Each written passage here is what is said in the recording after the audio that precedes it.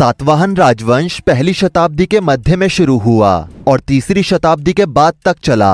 इतिहासकारों का मानना था कि इस राजवंश की उत्पत्ति अज्ञात है, लेकिन पुराणों के अनुसार इस राज के पहले शासक ने कण्व वंश को हराया था और उसी के कुछ समय बाद सातवाहनों ने पूरे दक्कन क्षेत्र में शांति बहाल की और विदेशी आक्रमणों का मुकाबला किया। विशेष रूप से पश्चिमी शकों के साथ उनकी लड़ाई लंबे समय तक चली। कुछ इतिहासकारों ने कहा कि सातवाहनों ने सबसे पहले दुनिया पर अपना नियंत्रण स्थापित किया और जिस जगह पर उन्होंने अपना नियंत्रण स्थापित किया वो पश्चिमी दक्कन में प्रतिष्ठान के आसपास है। इसे आधुनिक पैठन के रूप में जाना जाता है, जो कि महाराष्ट्र में स्थित है और वहां से पूर्वी दक्कन, पश्चिमी तट और आंध्र तक फैल गया। दूसरे शब्दों में कहें तो भारतीय उपमहाद्वीप के सुदूर क्षेत्र में फैला विशाल मौर्य साम्राज्य चक्रवर्ती सम्राट अशोक की मृत्यु के पश्चात तुरंत ही बिखरने लगा और केवल 50 सालों के भीतर ही मौर्य साम्राज्य का पतन हो गया।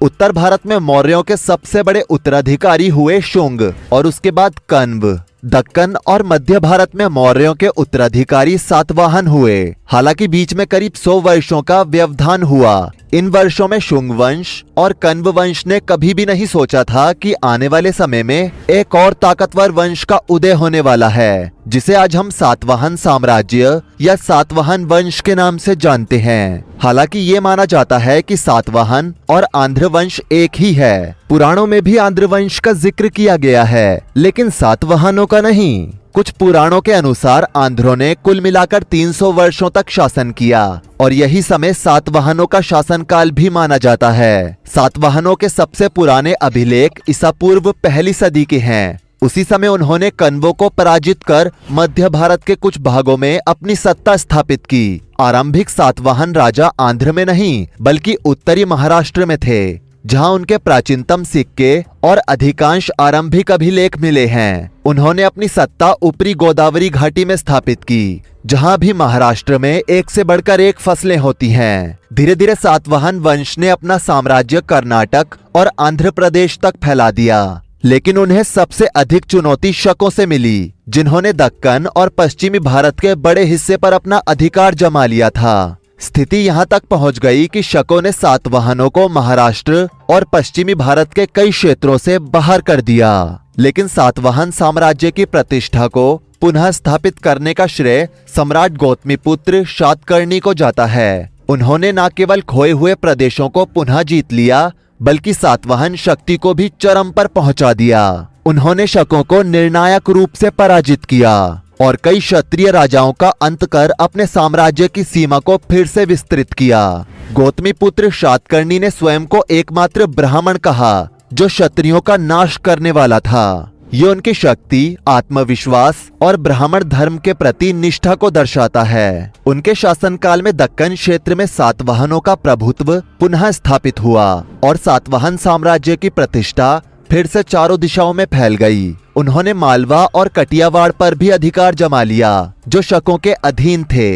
ये बात विवादास्पद है, लेकिन इतिहासकारों का कहना है कि गौतमीपुत्र शातकर्णी का साम्राज्य उत्तर में मालवा से लेकर दक्षिण में कर्नाटक तक फैला हुआ था।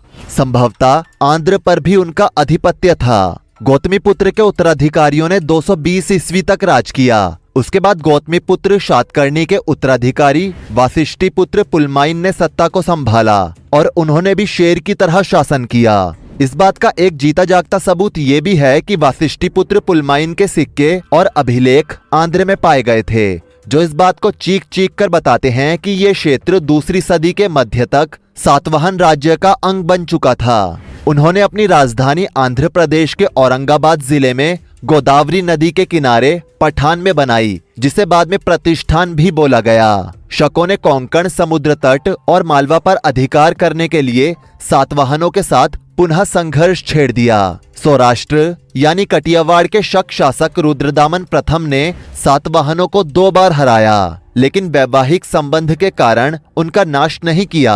बाद के सातवाहन राजा यज्ञश्री शातकर्णी ने उत्तर कोंकण और मालवा को शक शासकों से वापस ले लिया। यज्ञश्री शातकर्णी व्यापार और जल यात्रा के बहुत बड़े प्रेमी थे। उनके सिक्के न केवल आंध्र प्रदेश बल्कि महाराष्ट्र, मध्य प्रदेश और गुजरात में भी पाए गए हैं। इन सिक्कों पर जहाज के चित्र हैं, जो जल यात्रा और समुद्री व्यापार के प्रति उनके प्रेम को प्रदर्शित करते हैं। सातवाहन साम्राज्य के सबसे लोकप्रिय और ताकतवर शासक गौतमीपुत्र शातकर्णी ने पहली बार सबके सामने अपने आप को ब्राह्मण बोला था। तब ये माना जाने लगा कि सातवाहन साम्राज्य ब्राह्मणों का कुल है। हालांकि इतिहासकारों के मुताबिक ये चीज घनघोर विवादित है। इतिहासकार कहते हैं कि सातवाहन दक्कन की किसी जनजाति के लोग थे, लेकिन वो ब्राह्मण बना दिए गए थे। उनके सबसे प्रसिद्ध राजा गौतमीपुत्र शातकर्णी ने कहा कि उन्होंने विच्छिन्न होते चतुर्वर्ण्य यानी 4 वर्णों वाली व्यवस्था को फिर से स्थापित किया और वर्ण संकर यानी वर्णों और जातियों के सम्मिश्रण को रोका। इसका सीधा सा मतलब आप यूं समझिए कि गौतमीपुत्र शातकर्णी चाहते थे कि जो जिस जाति का है वो उसी जाति में विवाह करे, जातियों का सम्मिश्रण नहीं होना चाहिए। लेकिन जब भारत में शकों का प्रवेश हुआ तो शकों और सातवाहनों के बीच वैवाहिक संबंध होने लगे। क्योंकि शकों ने जब भारत में प्रवेश लिया तो वो काफी मजबूत थे। सातवाहन चाहते थे कि शकों से ना लड़ा जाए, इसलिए दोनों के बीच संबंध को बढ़ाते हुए इन दोनों वंशों ने अपने घर की बेटियां एक दूसरे को ब्याना शुरू कर दी। लेकिन बाद में इनके संबंध पूरी तरह से दुश्मनी में बदल गए और लड़ाइयां शुरू हो गई। दोस्तों, सातवाहन वंश के प्रारंभिक इतिहास और उनके शासनकाल को लेकर भारतीय इतिहासकारों के बीच काफी मतभेद देखने को मिलते हैं। विभिन्न ऐतिहासिक स्रोतों में इनके उद्भव और वंशावली को लेकर अलग अलग मत प्रस्तुत किए गए हैं। विष्णु पुराण, भगवत पुराण और अन्य पुराणों में सातवाहन शासकों का उल्लेख आंध्रवित्तीय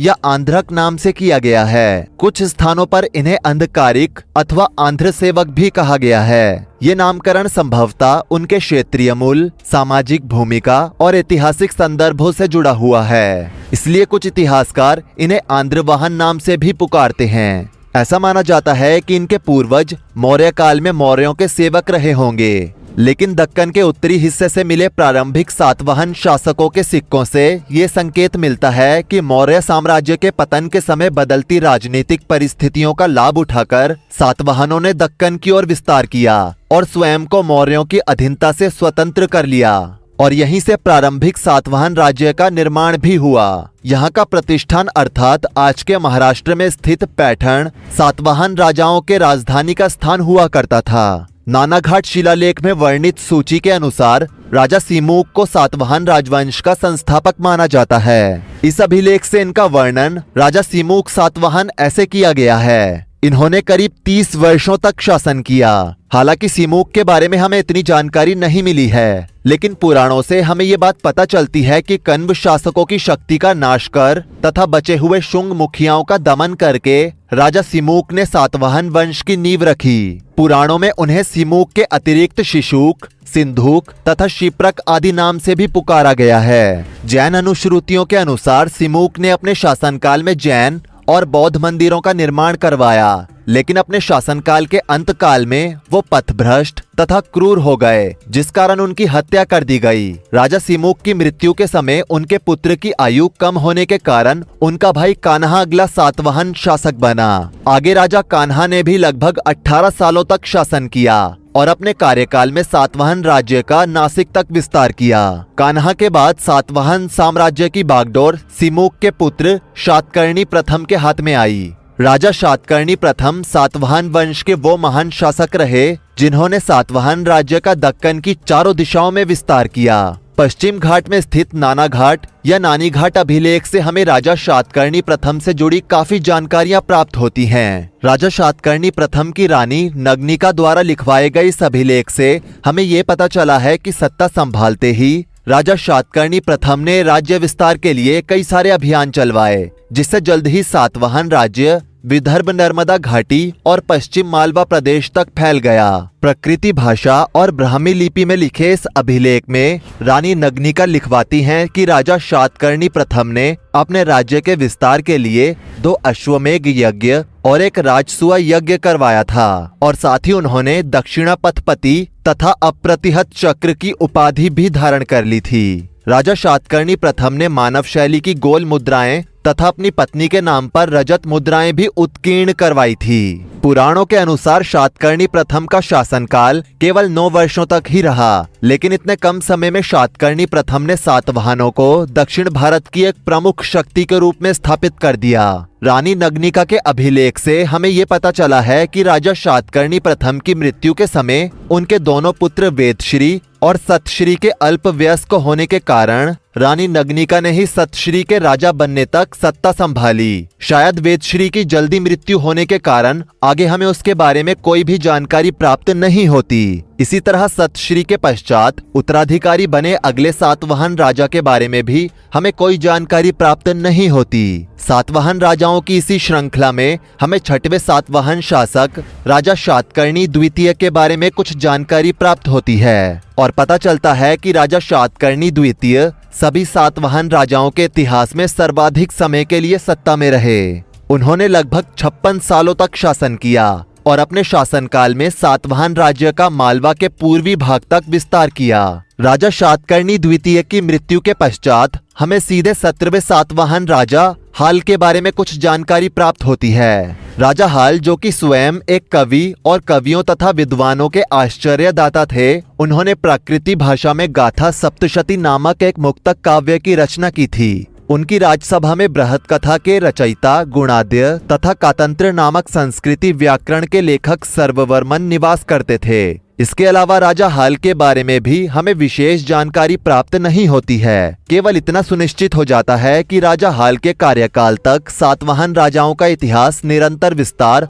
और समृद्धि से भरा हुआ था। लेकिन पहली शताब्दी ईस्वी के मध्य से सातवाहन राजाओं का शकों से टकराव प्रारंभ हुआ और इसकी वजह बना पश्चिम उत्तर भारत में फैल रहा कुषाण साम्राज्य। कुषाण, जो पश्चिम उत्तर भारत से गंगा यमुना द्वार तक फैलते जा रहे थे, उन्होंने यहाँ पर पहले से स्थापित शकों को दक्षिण की तरफ खदेड़ दिया, जिस कारण शकों ने सातवाहनों की भूमि पर अतिक्रमण करना प्रारंभ कर दिया। शकों का ये आक्रमण धीरे धीरे इतना प्रभावित बना कि सातवाहनों को मजबूरन पीछे हटना पड़ा। इस आक्रमण में शकों की बढ़ती ताकत के आगे सातवाहनों की शक्ति क्षीण होती समझ आई और फिर सातवाहनों का राज्य अपने मध्य में सिमटता चला गया और एक समय ऐसा आया कि मानो सातवाहनों की सत्ता का अंत हो गया। लेकिन गौतमी पुत्र शातकर्णी सत्ता में आकर पूरा खेल बदल देते हैं। दोस्तों, सातवाहन साम्राज्य के इतिहास के साथ जरूर किसी ने खेल किया है, क्योंकि ऐसा साम्राज्य जिसने अपने आप को शून्य से उठाकर पूरे दक्कन का माई बाप बना दिया हो, वो कोई छोटा मोटा साम्राज्य नहीं होगा।